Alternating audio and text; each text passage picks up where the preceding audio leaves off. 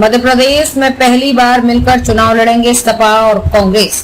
जानिए किसे मिलेगी कितनी सीटें। एमपी में पिछले विधानसभा चुनाव में सपा ने बिजावर सीट जीती थी, जबकि 6 सीटों पर दूसरे स्थान पर रही थी। दूसरे स्थान वाली सीटों पर उसकी मुख्य लड़ाई भाजपा से हुई थी। मध्य प्रदेश में पहली बार सपा और कांग्रेस मिलकर विधानसभा चुनाव लड़ेंगे। गठबंधन के तहत सपा को 7 सीटें देने पर सहमति बन गई है, जबकि 2 अन्य सीटों पर विचार किया जा रहा है। इस बारे में आधिकारिक घोषणा अगले सप्ताह किए जाने की पूरी संभावना है। एमपी में पिछले विधानसभा चुनावों में सपा ने बिजावर सीट जीती थी, जबकि 6 सीटों पर दूसरे स्थान पर रही। दूसरे स्थान वाली सीटों पर उसकी मुख्य लड़ाई भाजपा से हुई थी।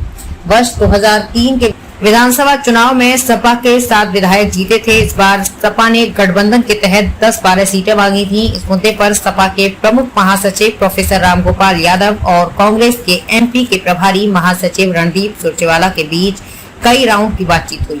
राजनीतिक सूत्रों के मुताबिक सपा को रीवा, दतिया, पन्ना और छतरपुर जिलों में 7 सीटें दी जाएंगी। 2 और सीटों पर सपा ने दावा किया है। ये दावा भी कांग्रेस हाईकमान के सामने प्रस्तुत कर दिया गया है। अंतिम निर्णय वहीं से लिया जाएगा। इंडिया के एक प्रमुख नेता ने बताया है कि नवरात्रि में कांग्रेस प्रत्याशियों की जो सूची जारी करेगी, उसमें सपा की दी गई सीटों के प्रत्याशी भी शामिल होंगे।